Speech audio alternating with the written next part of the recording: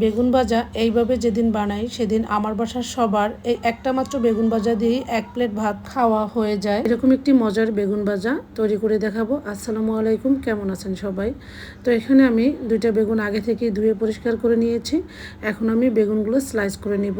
মানে একটু মোটা মোটা করে স্লাইসটা করতে হবে, তাহলে বেগুনটা ভাজার পরে নেতিয়ে যাবে না, একদম সুন্দর থাকবে। তো এই তো বেগুনগুলো আমি স্লাইস করে নিচ্ছি, দেখতে পাচ্ছেন। এখানে আমি একটা বেগুন দিয়ে 4 পিস করে নিব। এটাই হচ্ছে বেগুনের একদম পারফেক্ট স্লাইস। এই তো সেমভাবে আমি আরও একটা বেগুন নিয়ে নিচ্ছি। এটাকেও আমি এখান থেকে আমি শুধু 2 পিস নিব, মানে মোট 5-6 পিসের মতো বেগুন আমি নিয়েছি, এবং নিয়ে আমি সাথে সাথে কেটে পর্যাপ্ত পরিমাণে পানির মধ্যে ভিজিয়ে রেখেছি। তা না হলে কিন্তু বেগুনটা একদম কালো হয়ে যাবে।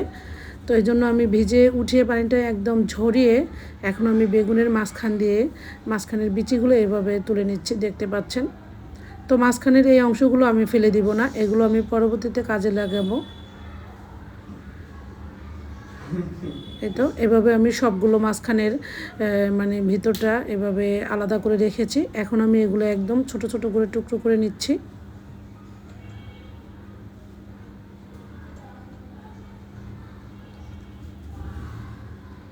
আমার আজকের ভিডিও যদি আপনাদের কাছে একটু হলেও ভালো লেগে থাকে, তাহলে একটি লাইক দিয়ে সম্পূর্ণ ভিডিওটি দেখে নেবেন।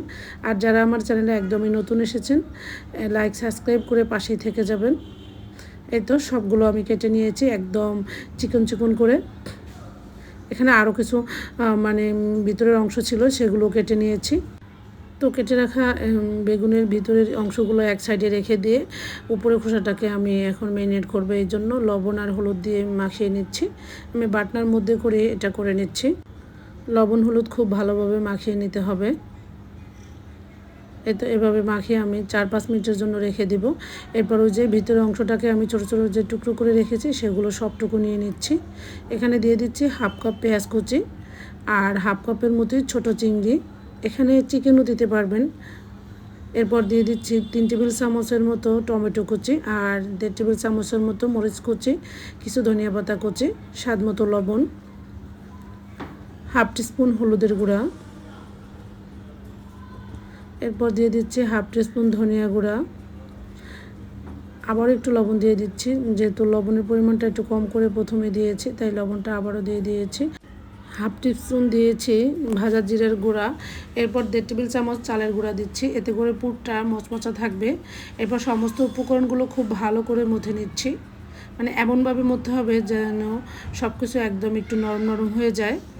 এই তো ভালো করে মথে নিচ্ছি। এরপর এখানে 1 চা চামচের চেয়ে কম আদা রসুন বাটা দিয়েছি, আর দিয়েছি একটা ডিম। দিয়ে সব কিছু আবারও ভালোভাবে মাখিয়ে নিব। এই তো আমার বেগুন ভাজার ইয়ামি পুরটা একদম রেডি। এভাবে কি বেগুন ভাজা আপনারাও করে থাকেন? আমার বাসায় কিন্তু এটা সবাই খুবই পছন্দ করে। তো বাইন্ডিংসের জন্য আমি আবারও একটু চালের গুঁড়া দিয়ে ভালো করে মাখিয়ে নিয়েছি। নিয়ে এখানে আমি একটা ফ্রাই প্যান নিয়েছি, তার মধ্যে আমি পর্যাপ্ত পরিমাণে তেল দিচ্ছি। তেলটা যখন গরম হয়ে এসেছে, ওই পর্যায়ে আমি বেগুনগুলো দিয়ে দিচ্ছি, ওই যে লবণ হলুদ মাখানো। এরপর ওই যে পুরটা যে রেডি করে রেখেছি, সেখান থেকে অল্প করে করে আমি ভিতরে দিয়ে দিচ্ছি। এখানে যতটুকু মানে ভিতরে মানে ধরবে অতটুকু পরিমাণেই দিয়ে দিচ্ছি। প্রথমে আমি 3 পিস ভেজে নিব, এরপরে আমি পরের স্লাইসগুলো ভেজে নিব।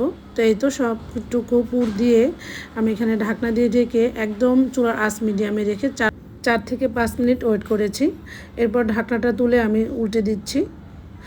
এই বেগুন ভাজাটা একটু মিডিয়াম আঁচে ভাজতে হবে, বেশি মানে চুলার জালটা বাড়িয়ে দিলে বেগুন ভাজাটা পুড়ে যাবে। যেহেতু ভেতরে পুর, এটা সেদ্ধ হতে হবে এবং ভেতর থেকে কুক হতে হবে।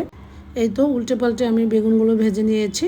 এরকম একটা বেগুন ভাজা যদি দুপুরবেলায় বিরিয়ানি, পোলাও, খিচুড়ি, সাদা ভাত যার সাথেই সার্ভ করেন না কেন, সবাই খেয়ে প্রশংসা তো করবে এবং বারবার এটাই খেতে চাইবে। আজকের ভিডিও এই পর্যন্তই। সবাই ভালো থাকবেন। আল্লাহ হাফেজ।